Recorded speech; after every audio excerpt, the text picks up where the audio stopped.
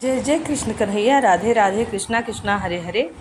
आप सभी को कृष्ण जन्माष्टमी की ढेर सारी शुभकामनाएं। आप सभी हंसते रहें, मुस्कुराते रहें और हमारे कृष्ण कन्हैया राधा रानी की कृपा आप सब पर बनी रहे। आप सभी सुख समृद्धि से भरपूर रहें और हमारे चैनल एसपी भक्ति रस का रसपान करते रहें।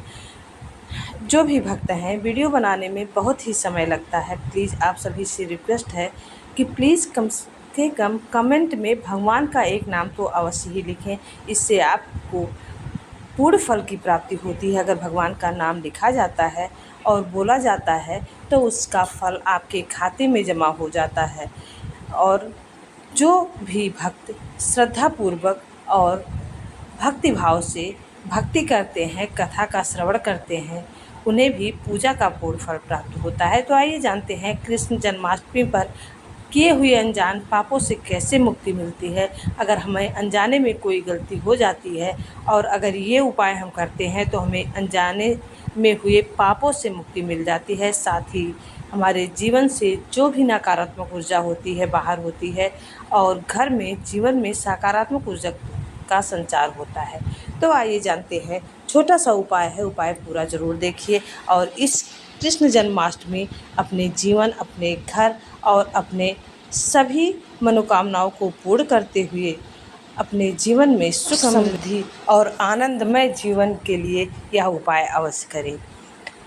जन्माष्टमी के दिन भक्त भगवान कृष्ण की पूजा करके और उपवास करके अपने समस्त पापों को धो सकते हैं। यह माना जाता है कि जन्माष्टमी का व्रत रखने से पिछले जन्मों के पाप भी नष्ट हो जाते हैं और मनोकामनाएं पूर्ण होती हैं। अगर इस तरह से आप पूजा पाठ करते हैं तो जीवन में जो भी अनजाने में हुई पूजा पाठ में हुई त्रुटि और अनजाने में हुए पापों से मुक्ति मिलती है।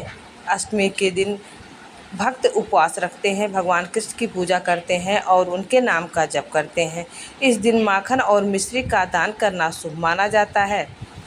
जन्माष्टमी का त्यौहार सत्य और प्रेम, भक्ति और प्रेम का माना जाता है कि इस दिन व्रत रखने और भगवान कृष्ण की पूजा करने से पिछले जन्मों के पाप भी नष्ट हो जाते हैं। व्रत रखने से केवल पापों से मुक्ति नहीं मिलती, इससे पूर्व बल्कि मनोकामनाएं जो भी हों पूर्ण हो जाती हैं। बड़ी से बड़ी मनोकामना हो, अगर आप भक्ति भाव से मनोकामना रखते हैं हमारे कृष्ण कन्हैया के सामने और भक्ति भाव से कृष्ण कन्हैया का जप करते हैं, अगर बड़ी से बड़ी मनोकामना है तो हमारी राधा रानी का अगर नाम जपते हैं, अगर आप 1000 बार कृष्ण कन्हैया का नाम जपते हैं और सिर्फ एक बार राधा रानी का राधा राधा बोलने से कृष्ण कन्हैया आपके ऊपर अपनी कृपा बरसाते हैं, तो राधा रानी के नाम में इतनी शक्ति है।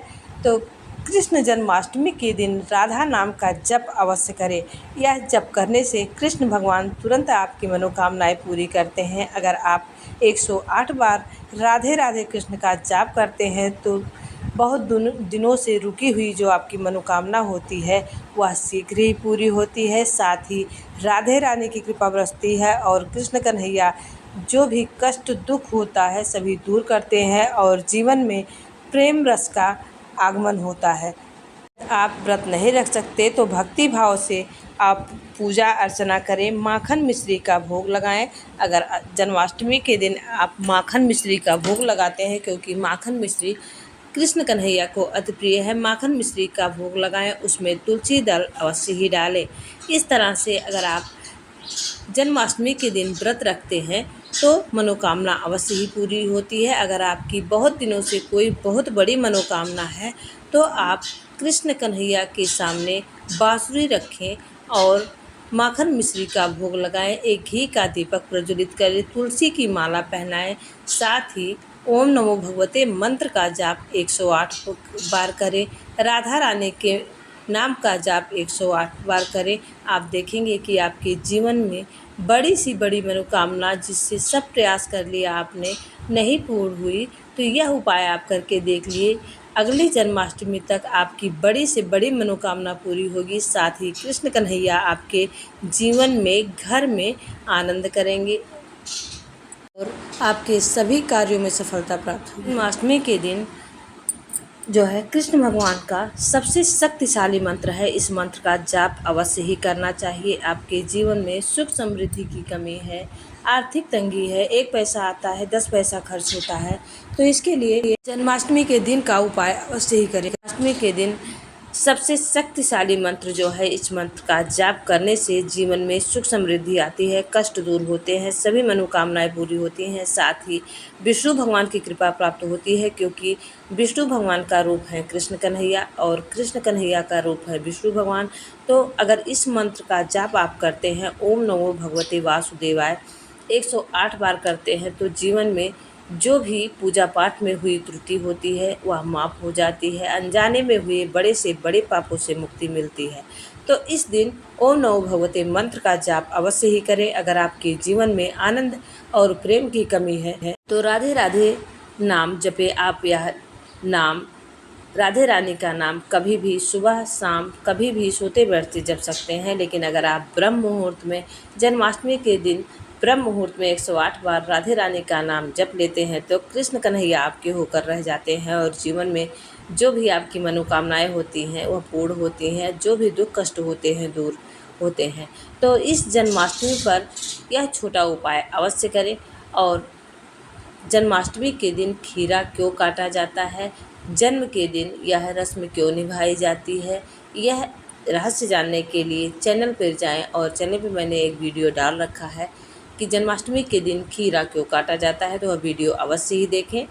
आप सभी को जन्माष्टमी की ढेर सारी शुभकामनाएं। आप सभी स्वस्थ रहें, सुख समृद्धि से भरपूर रहें और एसपी भक्ति रस का रसपान करते रहें। प्लीज़ आप सभी से रिक्वेस्ट है कि वीडियो बनाने में बहुत मेहनत लगती है, तो प्लीज़ चैनल को सब्सक्राइब करें, वीडियो को लाइक करें, ज़्यादा से ज़्यादा शेयर करें, क्योंकि मैं इधर उधर की बातें ना करते हुए सीधे आपको पूजा पाठ और जो भी आपकी सुख समृद्धि के लिए सही होता है वही बताती हूँ।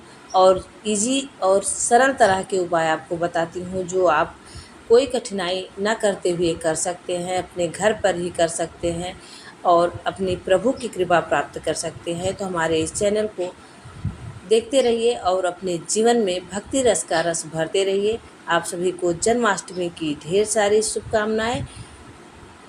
हाथी घोड़ा पाल की जय, कन्हैया लाल की। जो भी भक्त कृष्ण के भक्त होंगे, हमारी राधा रानी के भक्त होंगे, वह कमेंट में राधे राधे अवश्य ही लिखें और अपने राधे रानी के नाम का जप करते हुए और अपने कृष्ण कन्हैया का जप करते हुए, ओम नमो भगवते मंत्र का जाप करते हुए अपने जीवन के कष्टों को और समस्याओं को दूर भगा सकते हैं और अपने घर में सुख समृद्धि और आनंद भर सकते हैं। तो आप सभी को हैप्पी कृष्ण जन्माष्टमी। राधे राधे, कृष्णा कृष्णा हरे हरे, ओम नमो भगवते वासुदेवाय।